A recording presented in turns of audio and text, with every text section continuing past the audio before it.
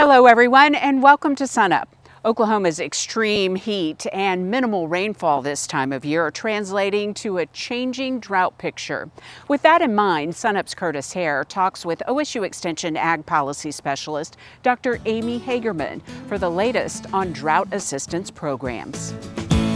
Well, if you've been outside at all lately, you know how hot it's been, and that heat causes drought. So Amy, Gary McManus has been updating the drought monitor quite a bit lately, and the heat is really, increasing that drought. You can see that it's really starting to spread. So how is that impacting summer crop producers and some of those drought assistance programs that are available right now to them?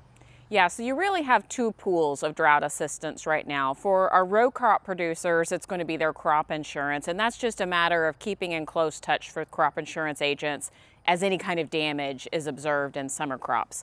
On the other hand, you have our forage producers, and they've been hit pretty hard even going back into November of last year with effects on their forages and their ability to graze out for their cattle. There have been some changes on programs on that side. So in early July, USDA announced the last round of changes from the One Big Beautiful Bill. It's also been referred to as the Working Families Tax Cuts Act. And those changes actually expand the trigger points for drought for forage producers under the Livestock Forage Program. Now, we're very familiar with LFP here in Oklahoma. It's been something that we've used often as we've struggled with drought over the years. But the changes there are going to actually expand that trigger point. So before you had to have 8 consecutive weeks of D2 drought before that really triggered. Now that's going to change so that you have to have 7 of 8 weeks to trigger that D2 drought payment level, that lowest first payment level, or have at least 4 consecutive weeks in there. And that means as we get some of these rains, which we're very thankful for, that can kind of bounce us in and out of D2 drought in certain areas of the state, it could still trigger that livestock forage program for those types of forages at that time of year. And the really critical thing here is that it's retroactive to January 1. So even as we think about those counties, especially in the western part of the state, or even more recently in that far eastern part of the state that are dipping into D2 drought, they could receive some additional payments from that.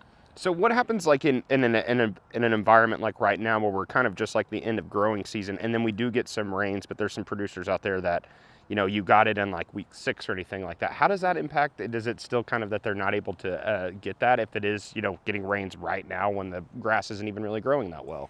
So it is reflective of that you get some grazing early in the season in that type of grass. And the LFP program is specific to the type of grass. So your Bermuda grass, your ryegrass, your cool season grasses, these are all separate, and it reflects the growing season for those grasses and when you would primarily been using them as a producer. So generally speaking, on those kinds of programs, they're going to trigger if you're in drought when those grasses are growing, but they're not going to trigger if you're in drought when they're dormant. Yeah, and obviously those producers are going to know really like their situation better than anybody. So you're just recommending just kind of looking at what you have right now and then contacting your local county extension office to help you assist some of these things. Is that what you're recommending?